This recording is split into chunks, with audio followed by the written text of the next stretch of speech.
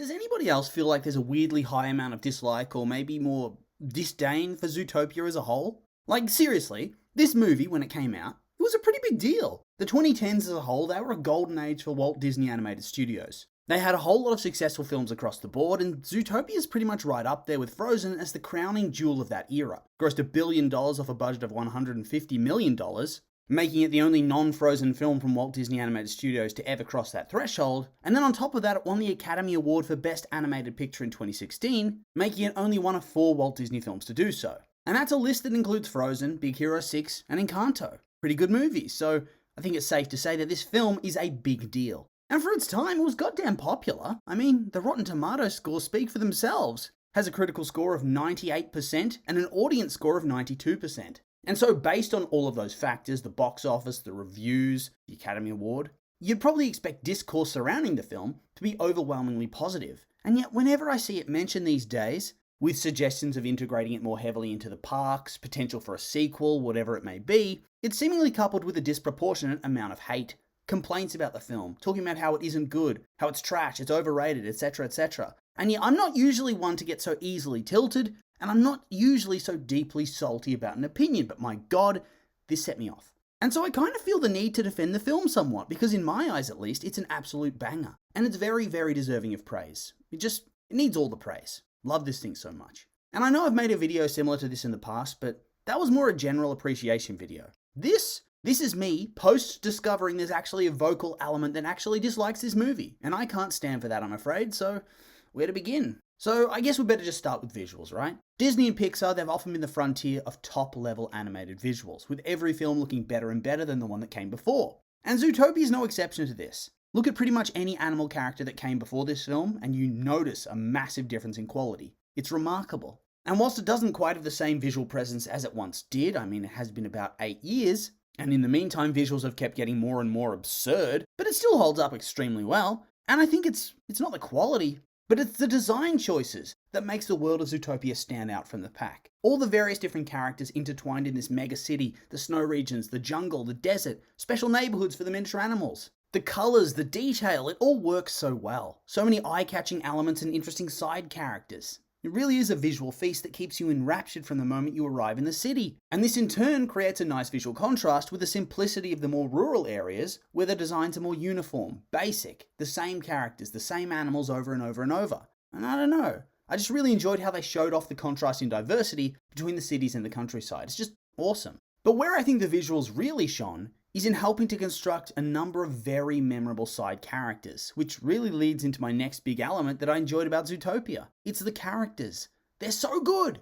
They're so interesting, so memorable. And whilst yes, part of that would be the scripting, for the side characters at least, I think most of this comes from really top level character designs and really top tier voice acting performances. And right now I'm talking characters like, Weaselton, characters like Flash, like the mob boss and his daughter, like the receptionist at the police station, characters that add so much to the world of Zootopia, that bring it to life, make it more colourful, memorable and fun, that act as ridiculous references to older films or just classic stereotypes that are combined into one character, like the stereotypically slow DMV agent being portrayed by a very slow sloth. Just top tier writing, top tier acting, top tier design. And suddenly, your supporting cast, it's among the best in Disney history, and I know that's a massive, massive call. And perhaps a bit of a fanboyish statement, but I actually genuinely believe this, and I stand by it. And don't get me wrong, I'm not saying it has the all-time best characters, or even the all-time best secondary characters, because that would be stretching things a bit too far. But in terms of those one-off tertiary characters, you can't go past this movie. They all just elevate the film so much, just perfection.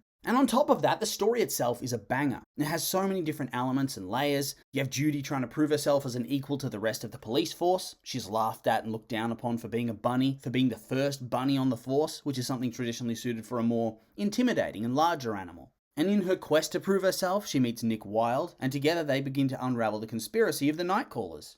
And they seemingly catch the mayor red-handed, making predators go savage. And thus, Judy's inherent prejudice against predator species eventually causes a rift between her and Nick. with her public statements on the case setting off mass discrimination towards predators across Zootopia, and eventually leads her to leave the force in shame before reuniting with Nick, earning his forgiveness and unraveling the true conspiracy, which had been headed up by one of the best twist villains in Disney's run of every film having a twist villain. You know, the 2010s where suddenly, whoa, surprise, I'm the actual baddie. But here it worked really well with the seemingly benevolent Deputy Mayor Bellwether. Along the way, the story weaves a tale about the importance of trust and tolerance as opposed to panic and prejudice in the wake of increasing racial tensions, about the lingering generational harm of xenophobia and discrimination and how it can derail one's life, like Nick Wilde falling into a life of crime after he was discriminated against and bullied by his peers for being a predator species.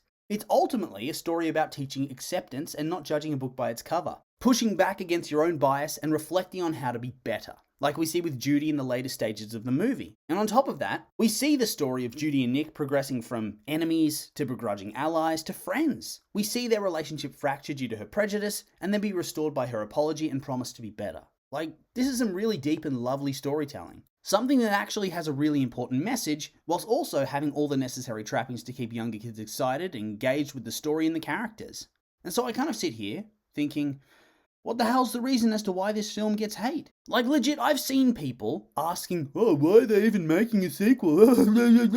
I wonder why, says the idiot, as Bob Iger rubs his hands at the prospect of another $1 billion gross. Or another Oscar nomination, or even a win. And the more I read and think about what these people are saying, the more suspicious I am. Like, objectively, or objectively as you can be with this sort of thing, this is a good movie. The critics liked it, the audience liked it, the industry as a whole liked it. Yes, there's police worship, which I no longer feel like is something that you'd want in a modern day Disney movie. And at first, I figured this, or the clumsy way that it sometimes handles its story of prejudice and overcoming said prejudice, was the major reason behind the hate. But it's not, because that never seems to get mentioned. Instead, these people are chucking out anecdotal evidence, claiming that it's overrated because some random kid at Chuck E. Cheese was wearing a Buzz Lightyear shirt instead of a Zootopia one.